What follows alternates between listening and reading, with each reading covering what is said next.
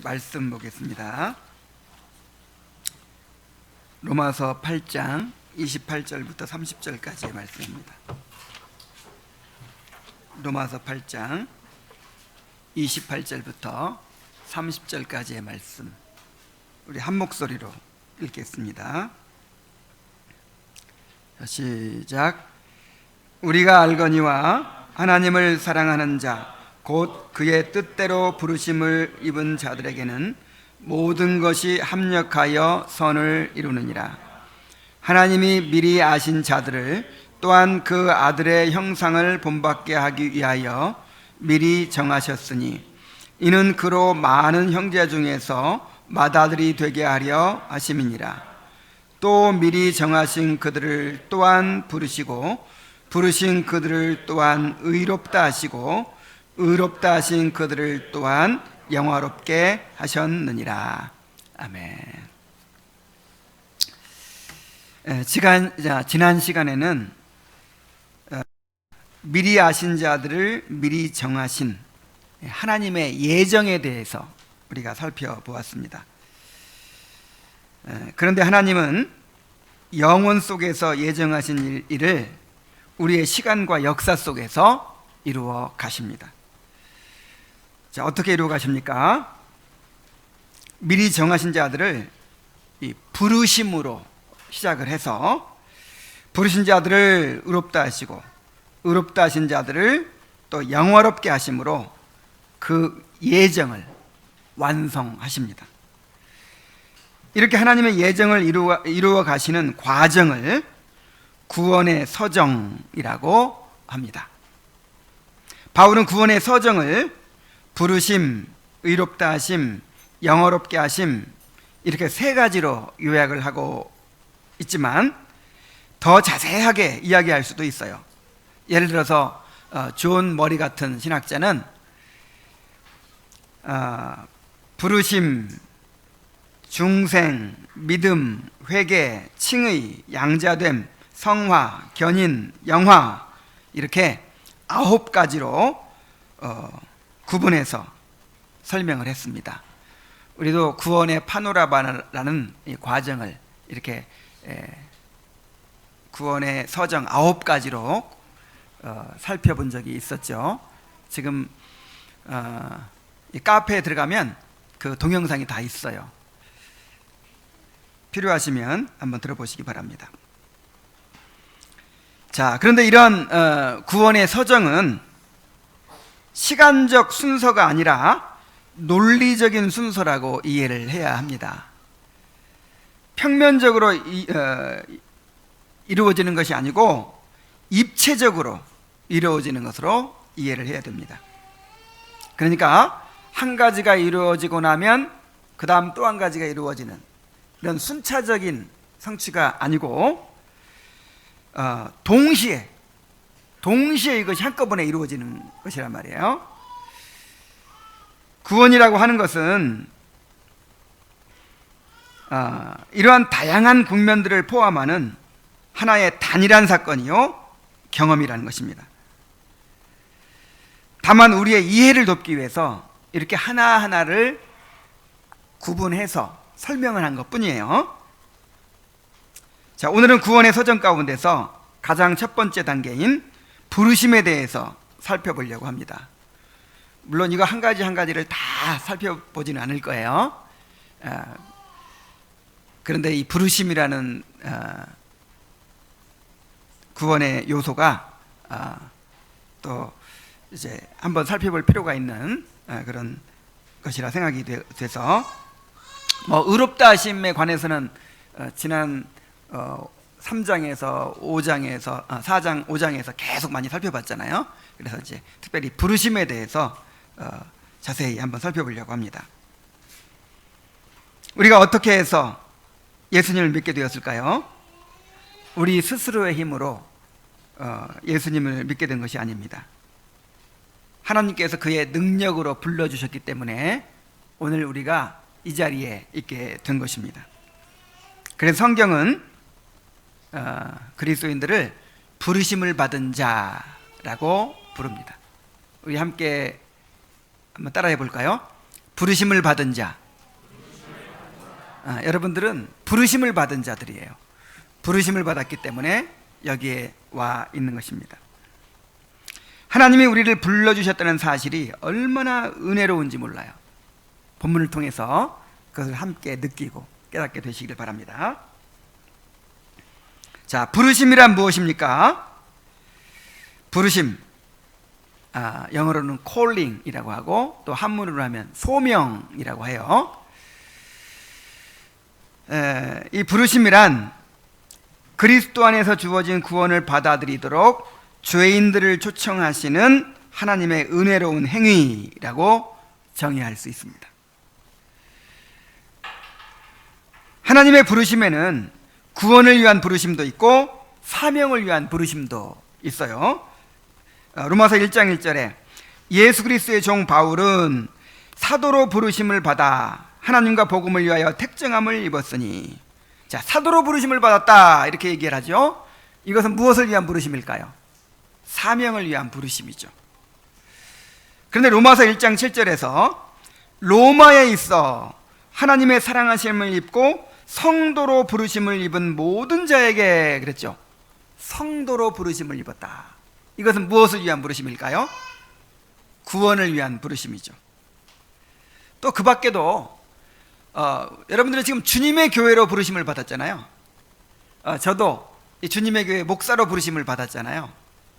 이것도 부르심이라고 할 수 있어요. 그리고 더 넓게 말하면 하나님께서 여러분들에게 명령하시는 모든 것들이 다 부르심입니다. 지금도 여러분 부르심을 받고 있어요. 이 복음을 깨닫고 복음에 합당하게 살아라 하는 부르심을 지금 받고 있는 것입니다. 구원을 위한 부르심이든 사명을 위한 부르심이든 교회로 불러주신 것이든 중요한 것은 부르심이라고 하는 것은 하나님의 주권적 은혜요 능력이라는 것입니다. 부르심이 뭐예요?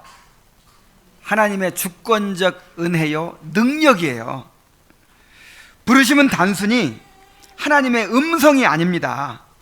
하나님의 창조의 능력입니다. 빛이 있으라 하고 부르시니까, 없는 것을 있는 것 같이 부르시니까 어떻게 됐어요? 빛이 생겨났어요. 그런 것처럼 하나님께서 부르시면 그 부르심 바대로 그대로 이루어지는 것입니다. 우리를 구원을 위해 부르시면 구원이 이루어지는 거예요. 사명을 위해서 부르시면 그 사명을 이루게 되는 것입니다. 하나님의 뜻을 이루게 되는 것입니다. 자, 그런데 왜 우리가 구원을 받는 일에 있어서 하나님의 부르심이 필요합니까?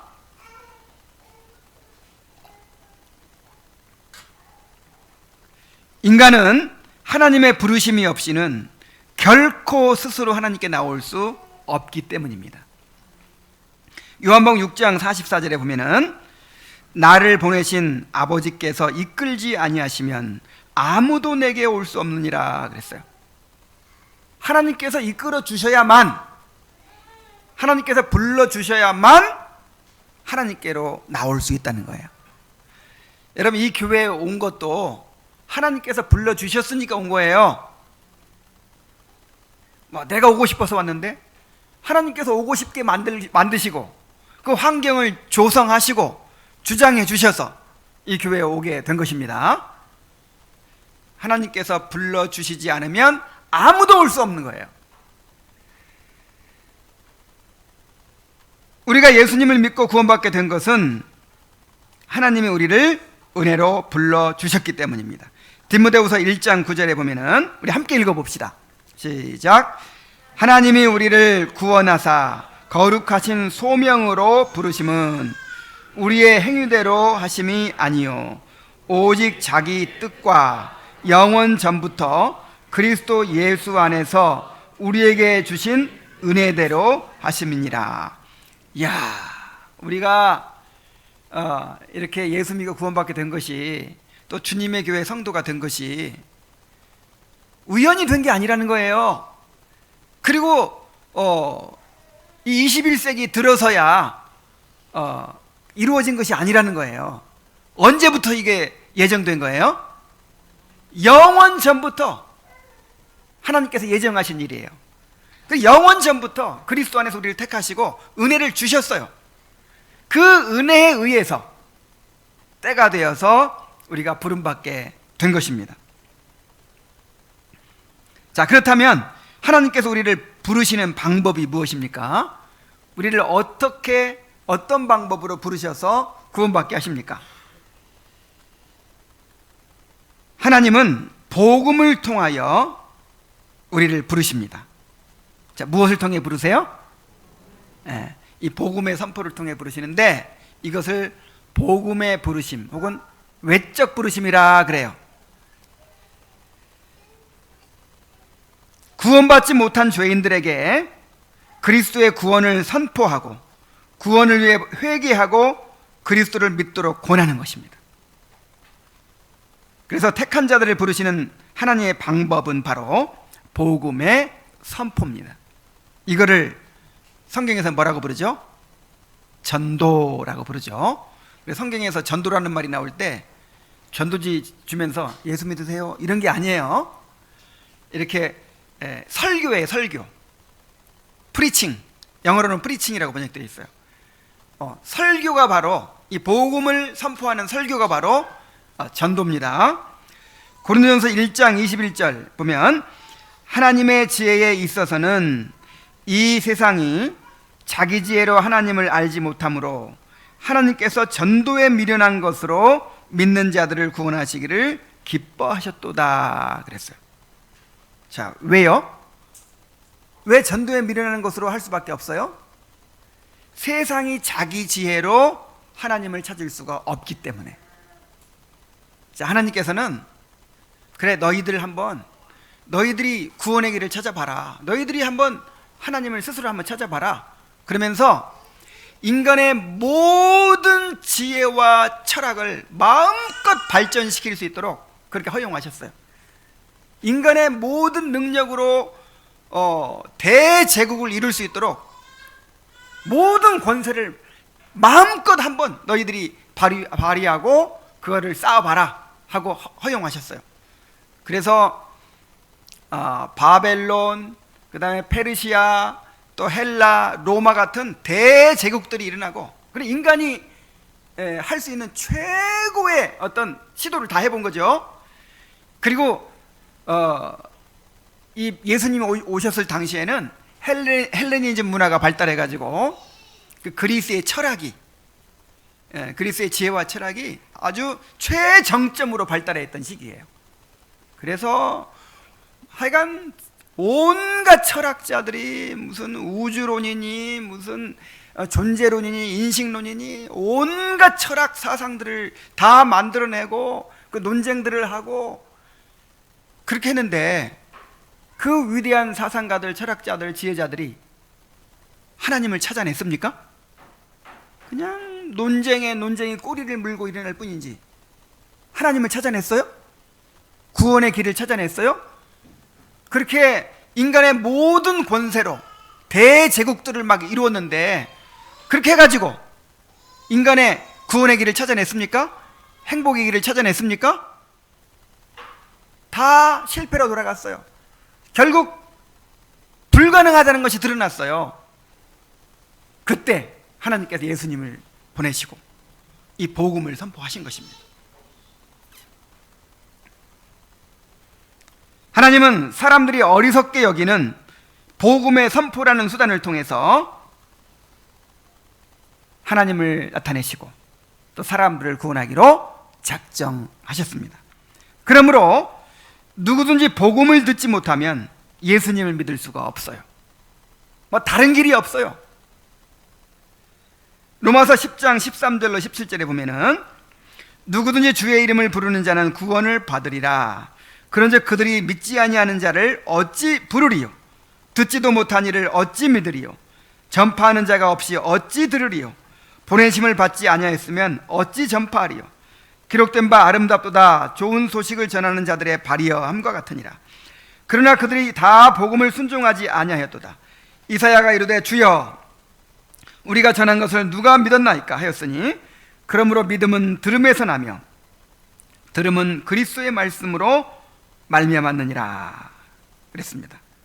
자, 누구든지 예수님을 부르기만 하면, 다시 말해서 예수님을 자신의 구주로 영접하기만 하면 구원받을 수 있어요. 그런데 믿지 않는 사람을 어떻게 부를 수 있겠습니까? 또 듣지 않았는데 어떻게 믿을 수 있겠습니까? 또 전파하는 자가 없는데 어떻게 들을 수가 있겠습니까? 지금 이렇게 말하고자 하는 요점은 뭐예요? 믿음은 어디서 난다? 들음에서 난다. 듣지 않으면 믿을 수 없고, 믿지 않으면 구원받을 수가 없다는 거예요.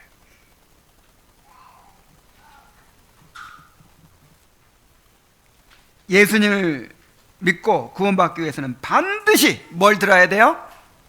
복음의 말씀을 들어야 합니다.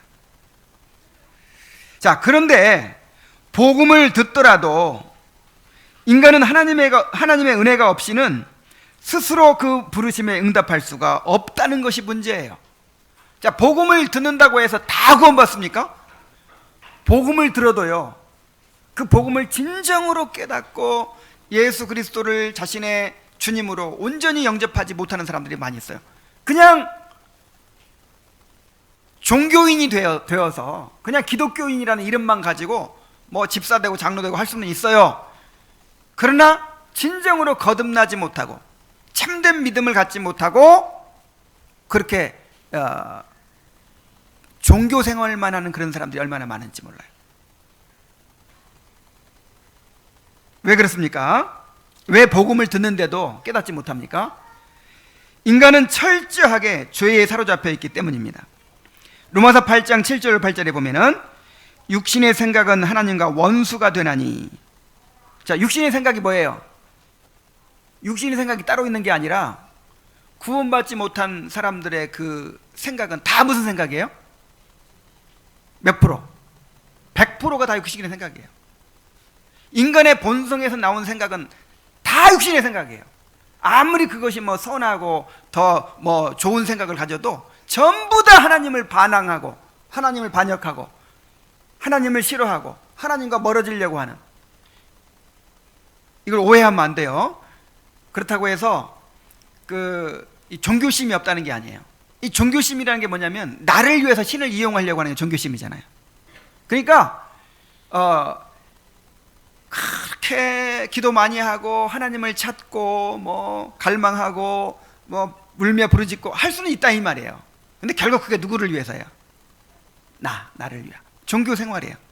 진정으로 하나님을 사랑하고 진정으로 거룩을 추구하고 진정으로 나를 부인하고 하나님께서 나에게 왕노릇 해주시기를 바라는, 나를 다스려 주시기를 바라는 그런 생각, 그런 마음은 가질 수가 있어요, 없어요? 없어요. 육신의 생각은 그래서 뭐가 된다? 하나님과 원수가 됩니다.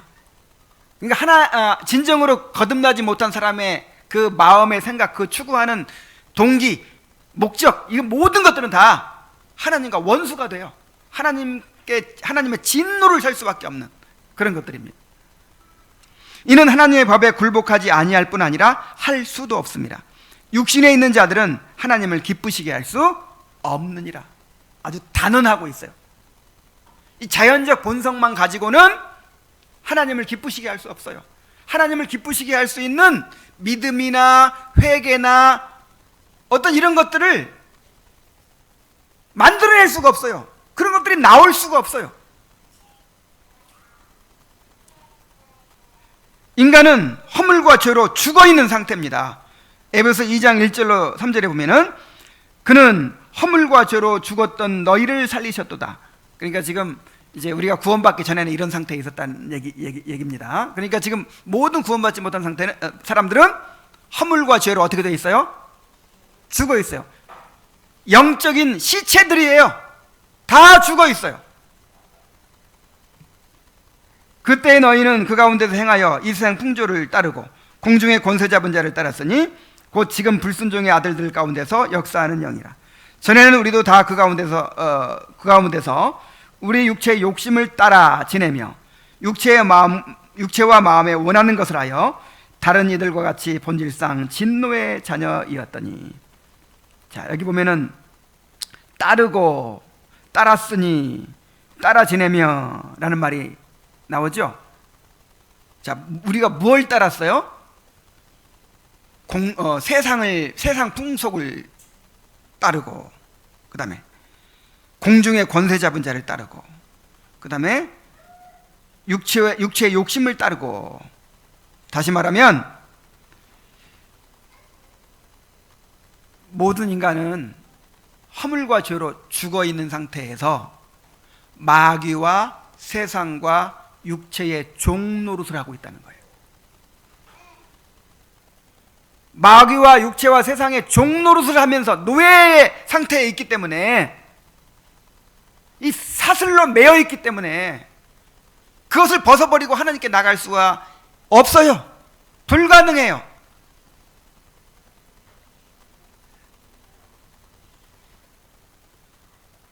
더구나 마귀가 자기의 택한 백성을 잃지 않기 위해서 극렬하게 역사하고 있습니다. 고린도후서 4장 4절에 보면은 만일 우리의 복음이 가리었으면 망하는 자들에게 가리어진 것이라. 그 중에 이 세상의 신이 믿지 아니하는 자들의 마음을 혼미하게 하여 그리스도의 영광의 복음의 광채가 미치지 못하게 하매니 그리스도는 하나님의 형상이니라. 자, 마귀가 어떻게 한다고요? 이 세상의 신, 즉 마귀가 믿지 아니하는 자들의 마음을 어떻게 한다고요? 혼미하게 만든다. 그래서 이제 복음을 들을 때 뭔가 솔깃하기도 하거든요. 아, 내가 이대로 있어서는 안 되겠구나. 이러다가 지옥 갈지 모르겠다. 두려움이 생기고, 어떻게 나도 뭔가를 해봐야 되지 않을까, 이런 마음이 들어요. 그런데 마귀가 그 마음을 혼미하게 합니다. 자꾸만 너 그렇게 하다가는 너 세상 즐거운 일을 다 포기해야 돼. 친구들 다 떨어질 거야. 너 돈도 못 벌게 될 거야. 너 재미가 없어질 거야. 자꾸만 이렇게 막 하고요. 그 다음에 바쁘게 만들어요. 막. 아, 지금 그런 생각할 여유가 없어. 아, 지금은 내가 일을 해야 돼. 바쁘게 만들고, 세상 즐거움에 사로잡히게 만들고, 온갖 세상의 걱정, 근심, 염려에 사로잡히게 만들어서 영적인 생각을 하지 못하게 만드는 거예요. 이 돋보기가 햇빛을 가만히 받고 있어야 열이 생겨서 종이가 타는데, 조금 햇빛을 받을만 하면 어떻게 해요? 흔들어 버리는 거예요. 혼미하게 만드는 거예요. 그래서 자꾸만 관심을 세상으로 향하게 만들어요. 그래가지고 뭔가 나중에 어떻게 되겠지. 지금은 아니야. 지금은 내가 그렇게 하고 싶지 않아. 이렇게 만든단 말이에요, 마귀가. 그래서 예수님을 믿지 못하게 만들고, 교회를 다니더라도 그냥 육신적으로 그렇게 종교 생활만 하게 만들어요. 내가 저렇게 뭔가 주님께 자기를 드려야 된다는 건 알지만 아직은 그렇게 하고 싶지 않은 거예요. 이게 지금 누가 그렇게 만들고 있어요? 마귀가. 그래서 인간은 결코 스스로의 힘으로는 복음을 깨닫고 하나님께로 나올 수가 없습니다. 하나님이 성령을 통하여 복음을 깨닫게 하시고 그 부르심에 응답하게 해 주셔야만 하는 것입니다. 자, 복음을 들을 때 성령께서 그 마음에 역사해서 그 복음을 깨닫게 하시고 그 복음의 부르심에 응답하게 만드시는 거예요. 응답하게 만들어 주시는 것, 이거를 내적 부르심이라 그럽니다. 자, 복음을 듣게 하시는 거는 무슨 부르심? 외적 부르심. 그리고 그 복음에 응답하게 하시는 것은 무슨 부르심? 내적 부르심이라고 해요. 자, 복음이 어떤 사람들에게는 아주 어리석게 여겨지고 거리끼게 하는 것이 되지만 어떤 사람들에게는 구원의 능력이 됩니다. 바울 사도가 이렇게 복음을 전하는데 유대인들에게는 거리끼는 것이 돼요. 그 복음 자체가 유대인들을 모독하는 것이거든요. 유대인들이 십자가에 달려 죽은 사람은 저주받은 자라고 알고 있는데 십자가에 달려 죽은 저주받은 사형수가 유대인들이 그토록 바라던 메시아라니, 그냥 복음 전하다가 따귀 맞기 십상이에요. 그 다음에 그 수많은 철학자들을 배출하고 온갖 철학이 발달했던 이 그리스 사람들에게는, 헬라 사람들에게는 우리는 다 죄인이고 예수님이 십자가에 못 박혀 죽으셨는데, 우리를 위해 죽으셨는데 그 예수님을 우리의 왕으로 영접해야 구원받는다, 이런 이야기는 너무나도 미련한 것이고 너무나도 어리석게 느껴졌어요. 그래서 어떤 사람들에게는 거리끼는 것이고 어떤 사람들에게는 미련하게 보이는 것이었는데, 그런데 그 복음이 어떤 사람들에게는 구원의 능력으로 다가왔단 말이에요. 그 복음을 통해 삶이 변하고 그 사람이 영생을 얻고 하나님의 자녀가 되는 거예요. 자, 어떻게 이런 일이 일어날 수 있을까요? 하나님께서 택한 백성들에게는 성령을 통해서 복음을 깨닫게 하시고 믿음과 회개를 일으켜 주시기 때문입니다. 고린도서 2장 12절로 14절에 보면은 우리가 세상의 영을 받지 아니하고 오직 하나님께로부터 온 영을 받았으니 이는 우리로 하여금 하나님께서 우리에게 은혜로 주신 것들을 알게 하려 하심이라. 하나님께서 우리에게 은혜로 주신 것들이 뭐예요? 구원의 은혜. 그 하나님의 구원의 은혜를 알게 하는 분이 누구예요? 성령이에요. 성령.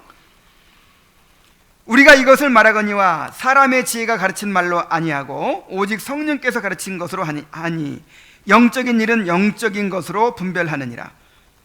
육에 속한 사람은 하나님의 성령의 일을 받지 아니하나니 이는 그것들이 그에게는 어리석게 보이며 또 그는 그것들을 알 수도 없나니 그러한 일은 영적으로라야 분별되기 때문이니라. 이 구원의 복음은 성령께서 역사하셔야만 영적으로 이해가 되는 것입니다. 영적으로. 그러므로 성령의 역사가 없이는 누구도 예수님을 믿을 수가 없습니다. 그리고 성령께서 역사하시면 반드시 예수님을 믿고 구원받게 되어 있습니다. 이 내적인 부르심은 유효한 부르심이라 이렇게 또 얘기해요. 효과적인 부르심. 그러니까 성령께서 그 사람을 구원하려고 부르셨는데, 믿고 회개하고자 하시는데 실패할 수 있을까요? 없을까요? 없어요. 성령께서 택한 자들에게는 반드시 믿고 구원받게 하십니다. 그래서 이것은 유효한 부르심이에요. 효과적인 부르심이에요. 효력 있는 부르심이에요. 고린도서 12장 3절에 보면은 그러므로 내가 너희에게 알게 하노니 하나님의 영으로 말하는 자는 누구든지 예수를 저주할 자라 하지 않고 또 성령으로 아니하고는 누구든지 예수를 주시라 할 수 없느니라. 자, 성령으로 아니하고는 예수님을 주님으로 진정으로 영접할 수가 없다는 거예요. 자, 그렇다면 이 내적 부르심의 요소는 무엇입니까? 자, 왜 이것을 우리가 알아야 되냐면, 나는 과연 내적 부르심을 받았는지, 그냥 외적 부르심에 머물고 있는지, 아니면 내적 부르심을 받았는지를 내가 알아야 될 거 아니에요. 그래서 이거를 우리가 분별할 수 있기 위해서 이제 그 내적 부르심의 요소가 무엇인지를 살펴보는 것입니다. 자, 첫째로 내적 부르심은요, 복음을 통해 우리 자신의 죄와 비참을 깨닫게 하는 것입니다. 뭘 깨닫게 하는 거예요? 우리 자신의 죄와 비참. 요한복음 16장 8절에 보면은 그가 와서, 그가 성령님입니다. 성령님이 오셔서 죄에 대하여, 의에 대하여, 심판에 대하여 세상을 책망하시리라 그랬어요. 그래서 성령 받은 사람은요, 성령 받은 맨 처음 증거가 뭐예요? 자신의 죄와 비참을 깨닫는 거예요. 아, 내가 이렇게 큰 죄인이구나. 나에게 하나님의 심판이 있구나. 영원한 지옥의 형벌을 내가 받게 되겠구나. 이것을 이제 실제적으로 느껴가는 거예요. 깨달아가는 거예요. 예수 안 믿으면 지옥 간다는 거 알면서 내가 이런 식으로 살다가는 지옥 간다, 이런 거를 알아요. 그런데도 예수를 안 믿어. 그런데도 교회에 안 나와. 그런데도 교회에 나와서도 주님께 자기를 드리지 않는 거예요. 이게 지금 얼마나 지금 이상한 일입니까? 머리로는 아는데 이거를 실제로 느끼지 못하고 두려워하지 않는 거예요. 그러다 어디로 갑니까? 결국 지옥으로 가는 거죠. 그런데 성령께서 임하셔서 이 영적인 감각이 생기면은요, 내 자신이 얼마나 큰 죄인지를 알게 돼서, 오라 나는 곤고한 사람이로다. 이 사망의 몸에서 누가 나를 건져내랴. 내가 어찌할꼬 하는 탄식이 일어나게 됩니다. 하나님을 두려워하게 됩니다. 그리고 그것이 점점 깊어져요. 점점 깊어져요. 이것이 내적인 부르심을 받은 증거예요. 이런 죄에 대한 깨달음이 없으면 이 사람은 아무리 열심히 교회를 다니고 아무리 지식을 많이 알고 직분을 받고 해도 이 사람은 아직 구원받은 사람이 아니에요. 죄와 비참을 깊이 깨닫는 것이 바로 내적 부르심 받은 증거입니다. 자, 다음으로 성령은 우리의 마음을 밝혀서 우리의 구원이 되시는 그리스도를 알게 하십니다. 고린도서 2장 12절 말씀, 우리가 세상의 영을 받지 아니하고 오직 하나님으로부터 온 영을 받았으니 이는 우리로 하여금 하나님께서 우리에게 은혜로 주신 것들을 알게 하려 하심이라. 자, 은혜로 주신 모든 것이 누구 안에 있어요? 그리스도 안에 있죠. 그리스도 안에. 그리스도께서 우리의 지혜가 되시고 의로움이 되시고 거룩함이 되시고 구속함이 되시죠. 그래서 그리스도 안에 있는 하나님의 은혜를 알게 되는 거예요. 그러니까 예수님이 나를 위해 십자가 달려 돌아가셨으니까 예수 믿으면 구원받아, 이 정도 아는 게 아니에요. 우리가 사도신경을 통해 고백하죠. 우리를 위해서 성육신 하시고, 그 다음에 고난받으시고, 그 다음에 십자가 달려 죽으시고, 부활하시고, 그 다음에 하늘로 올라가시고, 하나님 우편에 계시는 이 예수 그리스도의 그 인격과 사역을 통한 그 구원이 어떻게 이루어졌는지를 알아야 돼요. 일단 머리로도 알아야 돼요. 머리로도. 일단 지식적으로도 알아야 돼요. 그리고 그것이 이제 깨달아지고 믿어지는 거예요. 근데 그런 내용도 몰라. 복음의 내용도, 교회를 수십 년 다녀도 그 복음의 내용을 몰라요. 내용을. 자, 내용을 모르고 구원받을 수 있어요? 알지 못하면서 믿을 수 있어요? 그래서 성령께서는 이제 이 복음을 통해서 그리스도께서 이루신 구원의 내용을 알고 그것을 이제 믿게 하시는 거죠. 뿐만 아니라 성령은 우리의 감정과 의지를 새롭게 하십니다. 자, 우리의 마음은 원래 굳어져 있어요. 그리고 우리의 의지는 이 세상으로 굽어져 있고 죄를 향해 굽어져 있어요. 도무지 하나님께로 나가지 않도록 되어 있어요, 우리의 의지가. 그래서 성령께서 역사하셔서 뭘 바꿔주셔야 되냐면 우리의 감정과 의지를 새롭게 해주셔야 돼요. 이게 거듭남의 역사죠. 새로운 본성을 주시는 것입니다. 자, 에스겔서 11장 19절 20절에 보면은 내가 그들에게 한 마음을 주고 그 속에 새 영을 주며 그 몸에서 돌 같은 마음을 제거하고 살처럼 부드러운 마음을 주어 내 율례를 따르며 내 규례를 지켜 행하게 하리니 그들은 내 백성이 되고 나는 그들의 하나님이 되리라. 야, 우리 성도들 가운데 이대로 일어나는 사람들이 얼마나 많은지 몰라요. 얼마나 마음이 돌 같은지, 얼마나 그야말로 그 마음이 그 거역하는 마음, 뭔가 말씀을 들으면 그냥 거부감부터 일어나고 그냥 벌써 딱 보면 알아요. 설교하면서도 보면 다 알아. 정말 답답하고 안타깝고 그런 사람들이 언제 보니까 살처럼 부드러워져 있어요. 마음이. 그 굳은 마음을 성령께서 제거하시고 새로운 마음을 주신 것이죠. 성령을 주신 것이죠. 그래서 하나님의 율례의 말씀을 들을 때, 율법의 말씀을 들을 때 어쩌면 그렇게 달게 받는지, 이게 성령께서 일으키신 기적이에요. 자, 이 내적 부르심 받은 사람은 마음이 어떻게 된다고요? 부드러워집니다. 겸손하고 온유한 마음이 돼요. 그냥 깨어진 마음, 상한 마음이 돼요. 브로큰 하트, 산산이 부서진 마음, 완전히 깨어지고 낮아져 가지고 이제는 그냥 하나님의 말씀을 달게 받습니다. 그리하여 그리스도를 믿고 회개하게 하십니다. 사도행 16장 14절에 보면은 두아디라 시에 사는 자색옥감 장사로서 하나님을 섬기는 루디아라 하는 한 여자가 말을 듣고, 바울이 전하는 복음을 듣고 있을 때에 주께서 그 마음을 열어서 바울의 말을 따르게 하신지라. 그러니까 복음을 말씀을 들을 때 성령께서 마음을 열어서 그 말씀을 따르도록 만드세요. 따른다는 말은 이제 회개하고 믿게 하신다는 것이죠.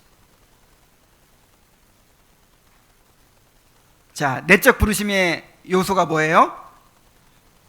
맨 처음에 죄와 비참을 깨닫게 하시고, 그리스도 안에 있는 구원의 은혜를 깨닫게 하시고, 또 감정과 의지를 새롭게 하시고, 그 다음에 이제 믿음과 회개를 일으키셔서 예수님을 붙들게 하시는 것이죠. 자, 이렇게 된 사람이 내적 부르심을 받은 사람입니다. 자, 그렇다면 인간의 책임은 무엇일까요? 하나님이 불러주셔야 하니까 아무것도 하지 않고 가만히 있으면 될까요?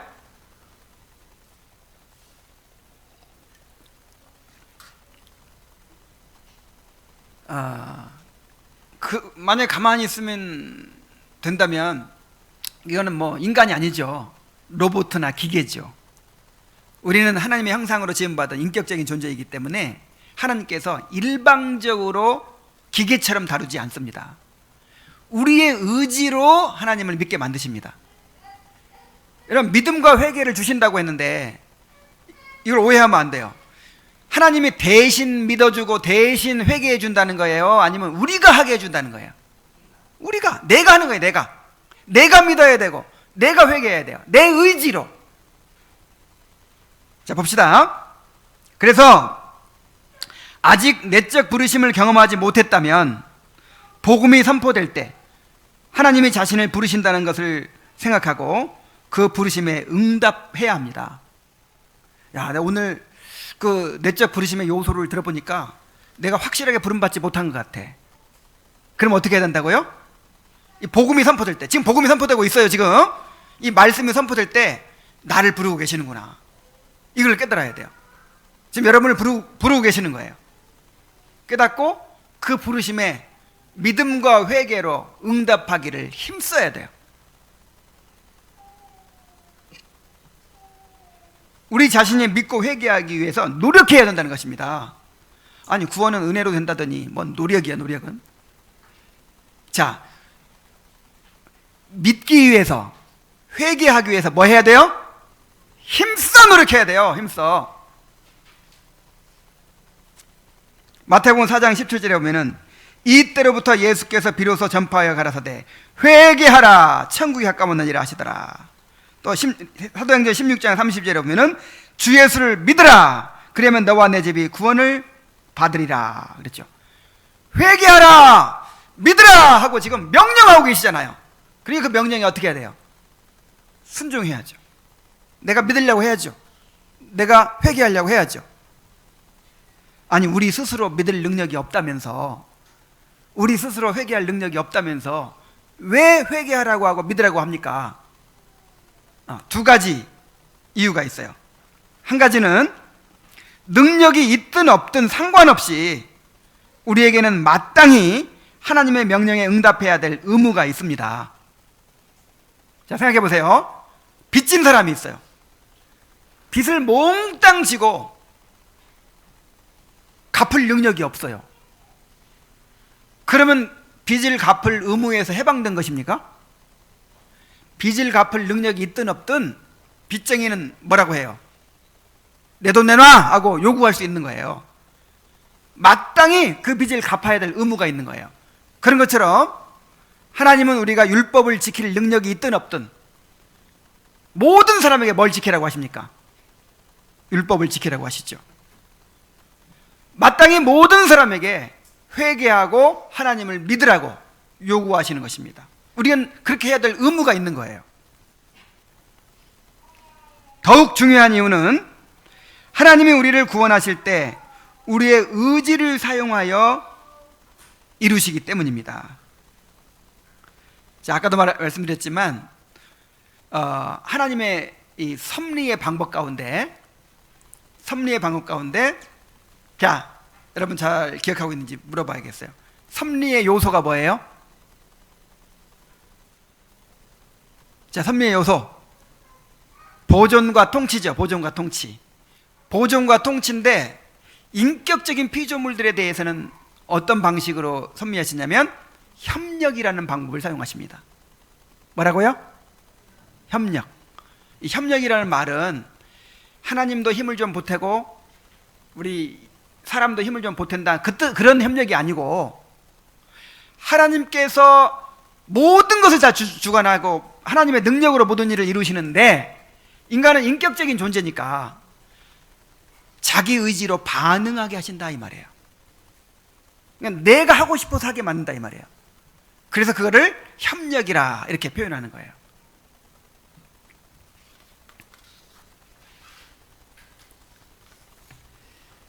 자, 하나님께서 믿음을 일으켜 주시고 그 믿음을 통해서 구원받게 하시는 거예요.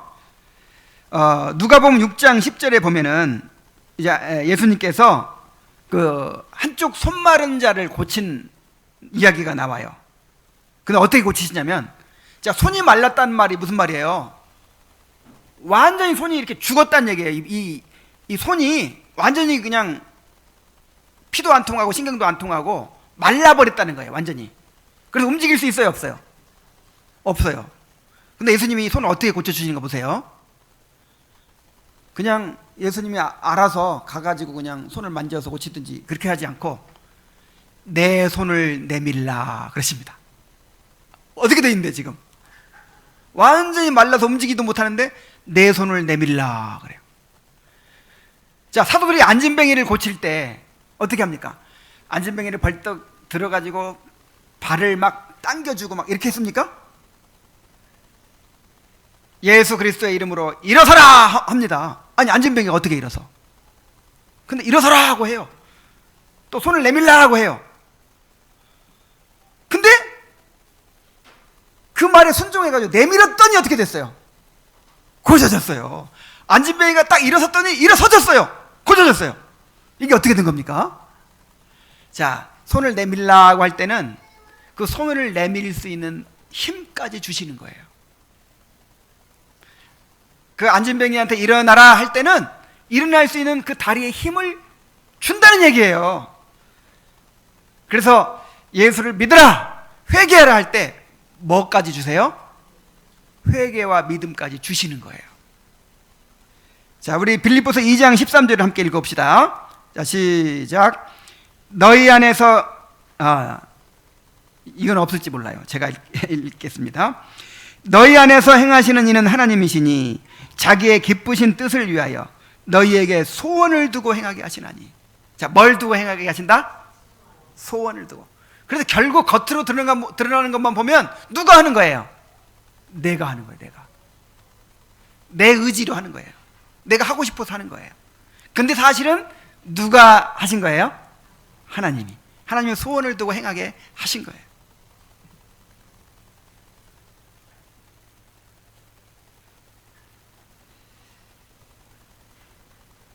그래서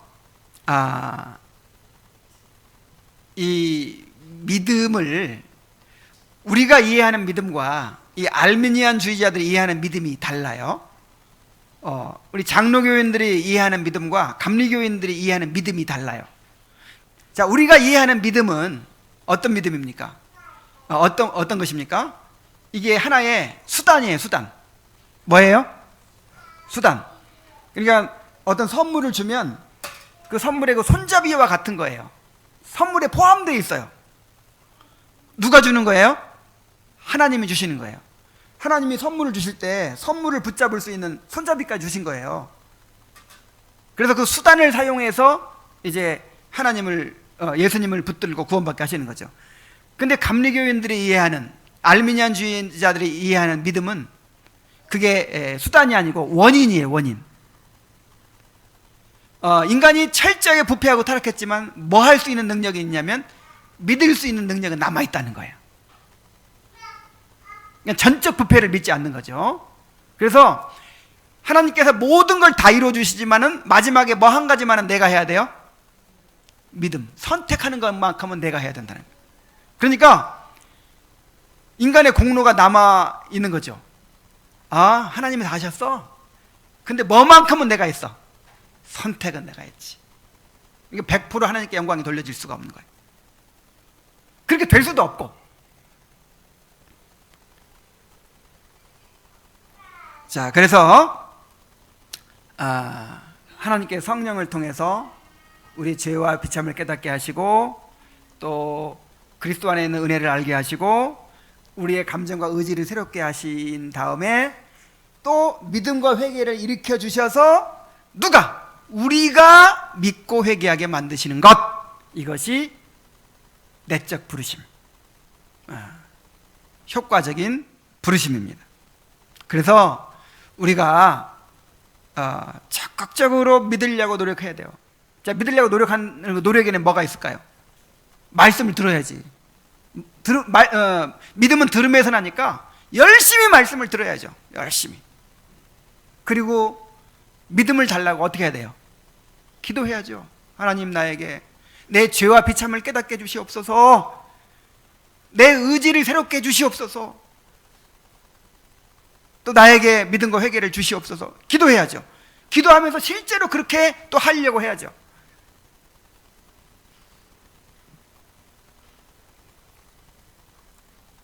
부르심에 응답해야 됩니다. 우리는 심히 완악해서 쉽게 굴복하지 않아요.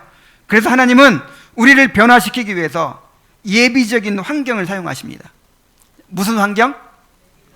예비적인 환경. 예비적인 환경이라는 게 뭐냐면 우리를 하나님 앞으로 나오게 하시기 위해서 우리를 낮추시고 깨뜨리시는 어떤 과정이 있다는 거예요. 여러분, 그냥 좋게 불러서 옵니까? 아이들한테 얘들아 이리 좀 와봐라, 심부름 시키게. 그럼 와요? 텔레비전 딱 끄고 그 다음에 놀이하는 거, 블럭놀이 하는 거 딱 놓고 내 엄마하고 달려와야 되는데 옵니까? 빨리 안 와. 그럼 어떻게 해야 돼요? 빗자루 몽둥이 들고 달려가야죠. 그런 것처럼 하나님께서 너무 완악해가지고 부르심에 응답을 안 하니까 예비적 환경을 사용하시는 거예요. 그래서 때때로 어떤 고난을 허락하시고 어떤 이제 채찍을 사용하셔가지고 깨뜨리시죠. 낮추시죠. 자, 바울도 그렇게 부름받았어요. 바울이 옛날 사울이었을 때 예수 믿는 사람들을 핍박하기 위해서 다메섹으로 막 살기가 등등해가지고 갑니다. 그런데 예수님께서 햇빛보다 더 밝은 빛 가운데 다나셨죠. 그러면서 하시는 말씀이 사울아 사울아 왜 내가 나를 핍박하느냐, 가시채를 뒷발질하기가 내게 고생이니라 그랬어요. 자, 소를 이렇게 이 가시가 달린 채찍으로 때리면 이제 말을 들어야 되잖아요. 근데 말을 안 들어. 뒷발질하는 거예요. 막. 그러면 어떻게 해야 돼요? 막 죽도록 때려야죠. 그럼 가시가 더 박혀가지고 누구만 고생해요? 자기만 고생해요. 결국 그냥 안 맞고 이리야 할 때 가면 되는데 안 가니까 뒤지게 맞고 그렇게 자기만 고생하고 가는 거예요. 지금 누가 그렇게 하고 있다는 거예요? 사울이. 그래서 이 말씀을 통해서 뭘 알 수 있냐면 그 전부터 계속해서 하나님께서 사울에게 이렇게 성령을 통해서 여러 가지 환경을 통해서 계속해서 지금 부르고 계시는 거예요. 아마 스데반이 죽었을 때 그때 스데반의 죽음을 통해서 사울이 큰 충격을 받고 아마 그 스데반의 전하는 말을 듣고 마음이 움직였을 것 같아요. 근데 이제 애써서 그것을 막 부인하고 막 무시하고 막 그렇게 하니까 하나님께서 계속해서 여러 가지 환경을 통해서 때리시고 낮추시고 깨뜨리시고, 그런데도 깨달아요 못 깨달아요? 그냥 결정적으로 그냥 완전히 그를 무너뜨리신 거예요. 하나님을 이길 수 있어요 없어요? 누가 하나님을 이길 수 있습니까? 하나님의 부르심을 거절한 사람들은 결국 매를 맞고 나중에라도 응답하게 돼 있어요. 그리고 끝까지 거부하면 어떻게 되는 겁니까? 멸망이에요, 멸망. 예레미야 35장 17절에 보면은 그러므로 나 만군의 여호와 이스라엘 하나님이 이같이 말하노라. 보라, 내가 유다와 예루살렘 모든 거민에게 나의 그들에 대하여 선포한 모든 재앙을 내리리니. 자, 왜 재앙을 내린다고 하셨습니까? 이는 내가 그들에게 말하여도 듣지 아니하며 불러도 대답지 아니함이니라 하셨다라. 불러도 대답지 않아요. 불러도 대답지 않으니까 모든 재앙을 내리겠다. 그러므로 하나님이 부르실 때 속히 응답해야 합니다. 자, 이미 부르심 받았다고 생각하는 사람들에게 말씀드립니다. 자, 나는 이미 부르심을 받았어 하는 사람들은 잘 들으세요. 부르심을 받았다면 하나님의 은혜에 깊이 감사해야 합니다. 하나님은 자격 없는 자들을 은혜로 불러주셨습니다. 칼빈이 말했듯이 우리는 하나님의 은혜의 100분의 1도 깨닫지 못하고 또 100분의 1도 찬양하지 못한 채 살아가고 있어요. 우리가 어떤 상태에서 부름을 받았는지를 깨달아야 합니다. 그리고 우리를 불러주신 은혜에 감사와 찬양을 드려야 돼요. 그러니까 이미 구원받은 사람들도 자신의 죄와 비참을 계속해서 알아가야 되는 거예요. 그래야 하나님께 드리는 찬양과 감사가 더 커지는 거예요. 겨우 감기 정도 고침받았다고 생각하니까 대충 감사하는 거예요. 근데 내 병을 나중에 알게 됐어요. 아이고, 알고 보니까 암에서 고침받았네. 그럼 감사가 어떻게 될까요? 더 커지겠죠. 그렇게 알아가게 되기를 바랍니다. 또한 부르심을 받았다면 그 부르심에 합당하게 살아야 돼요. 에베소 4장 1절에 보면은 그러므로 주 안에서 갇힌 내가 너희를 권하노니 너희가 부르심을 받은 일에 합당하게 행하여 그랬어요. 하나님께서 왜 우리를 부르셨습니까? 하나님은 우리를 그리스도와 교제하도록 부르셨습니다. 하나님을 알아가도록 부르셨습니다. 거룩을 위하여 부르셨습니다. 그리스도의 형상을 본받도록 부르셨습니다. 그리스도 안에서 한 몸을 이루도록 우리를 교회로 부르셨습니다. 하나님을 예배하고 섬기도록 부르셨습니다. 그리스도와 함께 고난받도록 우리를 부르셨습니다. 그래야 장차 하늘의 영원한 기업을 상속하도록 부르셨습니다. 하나님이 우리를 부르신 목적을 잘 알고 그 부르심에 합당하게 살아가야 합니다. 그리고 한 가지 더, 우리의 부르심과 택하심을 굳게 해야 합니다. 베드로 후서 1장 10절 말씀 다 같이 읽겠습니다. 시작.